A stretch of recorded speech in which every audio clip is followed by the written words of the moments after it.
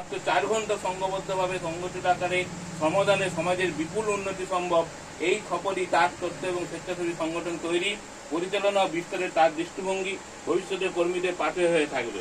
বিভিন্ন পেশার মানুষের সংগঠিত স্বেচ্ছাশ্রম দান ও যে সমাজের অমূল্য পরিবর্তন আনতে সক্ষম, শুধুমাত্র স্বেচ্ছাসেবকদের দ্বারা সংগঠন গড়ে তোলা এবং তা পরিচালনা সম্ভব, তা ছিল তার অন্তরের বিশ্বাস এবং দর্শন।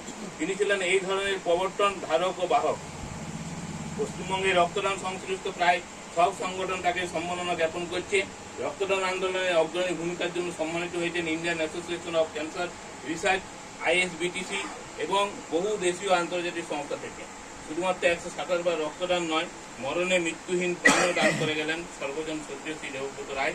সংগঠনে কোনো পদে না থেকেও নিঃস্বার্থভাবে নীরবে কাজ করে সেই অন্যান্য কীর্তি তিনি রেখে গেলেন ভবিষ্যৎ প্রজন্মের কাছে উদাহরণ হিসাবে।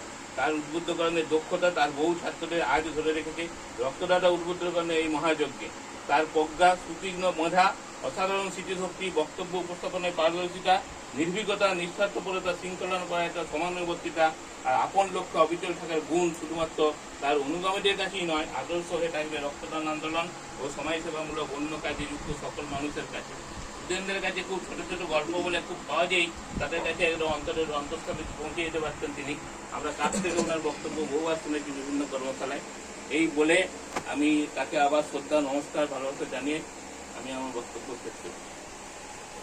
ধন্যবাদ আমাদের ফেডারেশনের কোষাধ্যক্ষ প্রবীর সেন, ফেডারেশন কার্যকরী সোসাইটির সম্পাদক। উনি ডিটেলসে আলোচনা করেছেন। আর কেউ কি বলবেন কিছু? কিছু বলবে?